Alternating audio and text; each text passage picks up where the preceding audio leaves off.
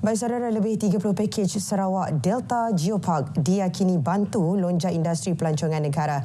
Itu antara tumpuan dari Bumi Kenyalang pada petang ini. Terus bersama rakan penyampai, Buma Win. Silakan Buma. Baik dia, terima kasih. Sebelum itu kita ke perkembangan ini terlebih dahulu. Angkatan Zaman Mansang Sarawak azam akan meningkatkan kemampuannya dalam menyebar luas maklumat semasa dan pembangunan masyarakat. Pengerusinya Datuk William Petri Nyingo berkata, ia penting bagi memastikan agenda pembangunan negeri ini diketahui rakyat.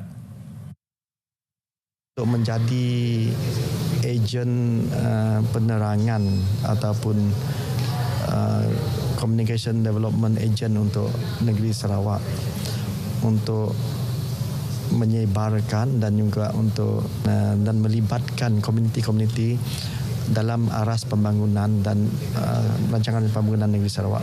Beliau memberitahu itu antara amanat Premier Sarawak Datuk Petinggi Abang Johari Tunopeng kepada Azam semasa kunjungan hormat beliau ke atas Premier pagi tadi.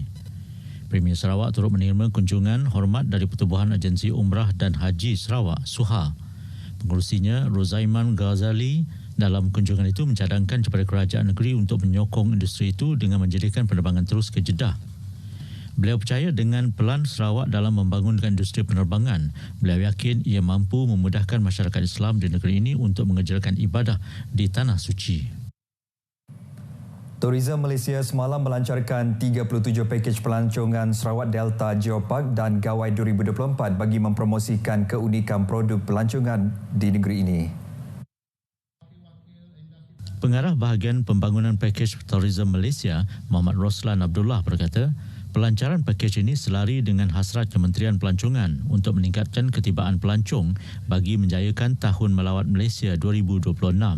Jelasnya, tahun lalu Malaysia mencatatkan sebanyak 20.14 juta ketibaan pelancong asing ke negara ini dengan sumbangan pendapatan pelancongan mencecah 71.3 bilion ringgit. Langkah ini juga selari dengan pengisytiharan Sarawak Delta Geopark sebagai geopark kebangsaan ke-6 pada 20 Jun 2022. Pakej Sarawak Delta Geopark ini dibangunkan dengan kerjasama Kerajaan Negeri dan Tourism Malaysia menerusi penganjuran bengkel serta lawatan produk melibatkan 30 peserta daripada agensi pelancongan dari Sarawak dan Semenanjung Malaysia. Beliau berucap pada pelancaran pakej pelancongan Sarawak Delta Geopark di Kuching. Turut dilancarkan buku Sarawak Delta Geopark dan Gawai yang menyenaraikan pelbagai pakej pelancongan yang ada di Sarawak. Baik, sementara itu keunikan yang ada pada Sarawak Delta Geopark memberi keyakinan yang mampu diiktiraf sebagai geopark global Pertubuhan Pendidikan, Sains dan Kebudayaan Pertubuhan Bangsa-Bangsa Bersatu UNESCO. Pengarah bahagian pembangunan pakej Lembaga Penggalakan Pelancongan Malaysia, Tourism Malaysia, Muhammad Roslan Abdullah berkata, Sarawak Delta Geopark kini selangkah menghampiri pengiktirafan UNESCO susulan pengiktirafannya sebagai geopark kebangsaan ke-6 pada 20 Jun 2022. Dengan kerjasama padu daripada agensi kerajaan negeri bersama pemain industri pelancongan negeri ini, impian untuk meraih pengiktirafan daripada UNESCO adalah cerah. Jelasnya, di negara ini terdapat beberapa geopark telah mendapat pengiktirafan UNESCO, antaranya Geopark Jerai dan Geopark Lembah Kinta. Beliau berkata demikian dalam sidang media pelancaran pakej pelancongan Sarawak Delta Geopark dan Gawai 2024 di Kuching. Berkeluasan 3,112 km persegi, Geopark Kebangsaan Delta Sarawak kaya dengan keunikan lanskap batuan iaitu 28 geotapak, kepelbagaian biologi, 12 biotapak dan budaya, 14 tapak budaya. Saudara, perayaan Hari Raya Aidilfitri minggu depan pastinya akan disambut meriah oleh umat Islam di negeri ini. Bagi mereka yang kurang berkemampuan pula, Jabatan Kebajikan dan Masyarakat Sarawak menyediakan sumbangan khas sejamak kasih bernilai RM100 setiap seorang kepada penerima bantuan bulanan yang beragama Islam untuk menceriakan lagi perayaan mereka kelak. Menurut Timbalan Menteri Pembangunan Kesejahteraan Komuniti, Datuk Muhammad Razi Sitam, di daerah Sibu seramai 766 orang menerima bantuan tunai ini. Secara keseluruhannya, lebih 16,000 orang penerima di seluruh Sarawak menerima sumbangan sama sempena perayaan Hari Raya Aidilfitri ini melibatkan perbelanjaan sebanyak lebih 1.66 juta ringgit. Setakat ini kita mengatakan program Jabatan Kasih ini semua bahagian. Semua bahagian ada program seperti ini. Dan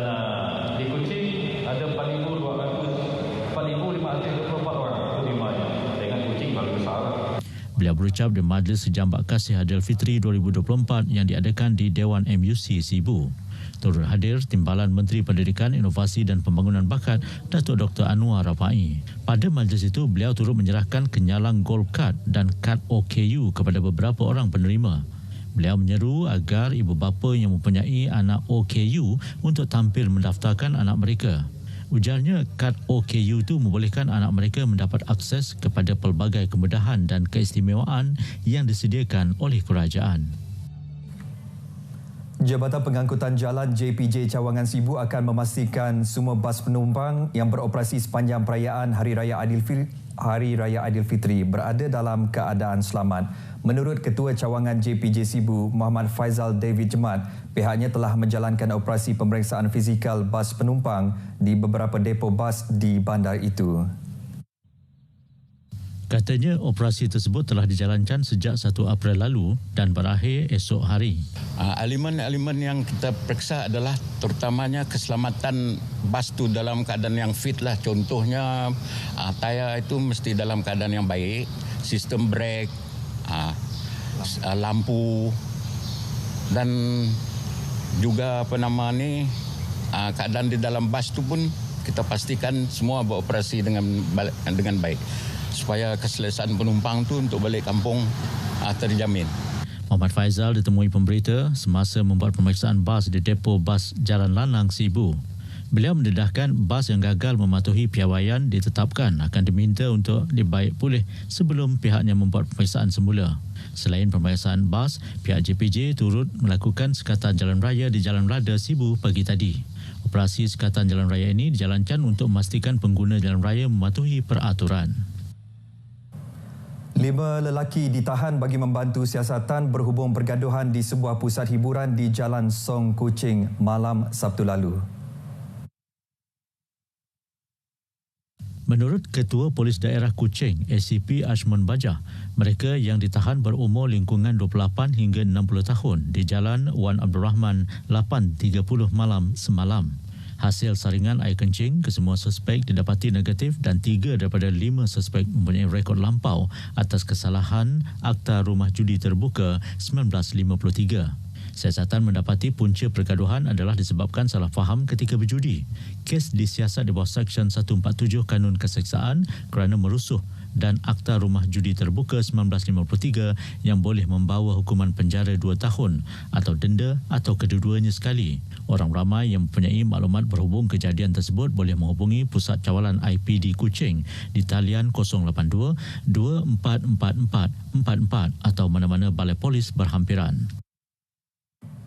Baik saudara, perkongsian itu tadi mengakhiri berita dari Sarawak. Dari sungai hingga segara, Palestin pasti merdeka. RTM, teman setia anda. Kita kembali bersama Dia untuk lebih banyak perkembangan berita dalam negara.